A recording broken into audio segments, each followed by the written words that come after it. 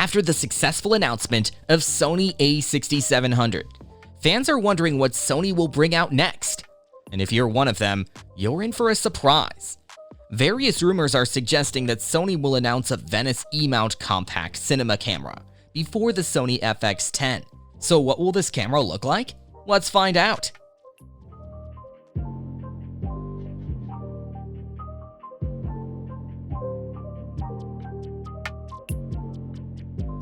Well, let's understand the Venice series first.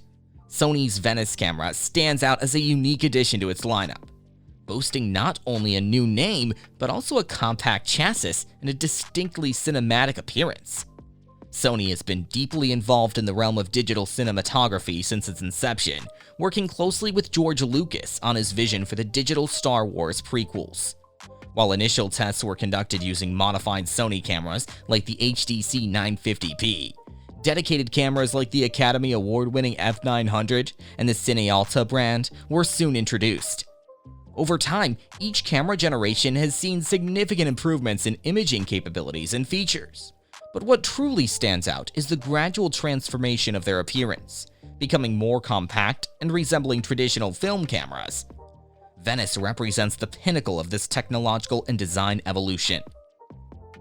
Now, Sony Alpha Rumors reports that in 2023, Sony has plans to release the Venice Compact, a cutting-edge camera featuring an advanced high-speed stacked full-frame sensor with 4.3K resolution.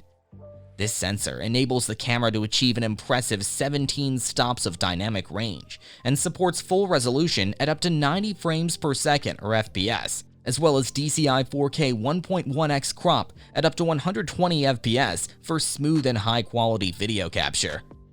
One notable improvement is the inclusion of two CF Express Type A card slots, which allows for more efficient and compact storage options. In contrast to its predecessor, the Venice Compact no longer supports the detached sensor module, streamlining the design for enhanced usability. Thanks to its doubled readout speed compared to the Venice 2, the Venice Compact proves to be particularly well suited for extreme point-of-view applications, making it a promising choice for demanding filming scenarios.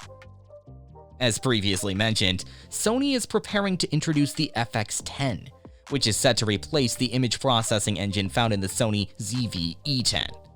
This upcoming model comes with exciting improvements, including an AI processor and an upgrade to 4K at 60 frames per second, promising significant advancements over the current ZV-E10.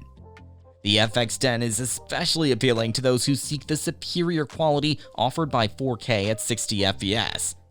Moreover, it's not just a video player, but also a versatile multimedia hub, capable of supporting various video formats, including 4K and HDR, to ensure compatibility with the latest industry standards. Alongside the Bionce XR processor, the FX10 will boast a revolutionary AI processor, a groundbreaking feature that facilitates intelligent scene recognition and optimization. This innovative technology automatically adjusts settings to capture the perfect shot in any given situation. It enhances image stabilization, reduces noise, and optimizes exposure, guaranteeing the effortless creation of professional quality videos. This combination of features makes the FX10 a highly appealing option for content creators looking to elevate their videography capabilities. We already know that this year marks the anticipated update for the FX9 camera. As per tradition, Sony tends to tease their professional cine cameras with silhouette social media posts around Halloween. Subsequently, they officially announced the camera in mid-November during an event at Sony Culver Studios in LA, and the first units are expected to start shipping in January. Many would argue that 27 stops dynamic range isn't possible with current technology, but by utilizing dual-gain readout, it's not impossible in our opinion. Sony FX10 is also anticipated to come out this year, so it'll be interesting to see what Sony brings out first in the cinema camera lineup. What do you think? Share your thoughts in the comments section below. Consider subscribing for more content like this, and as always, thanks for watching.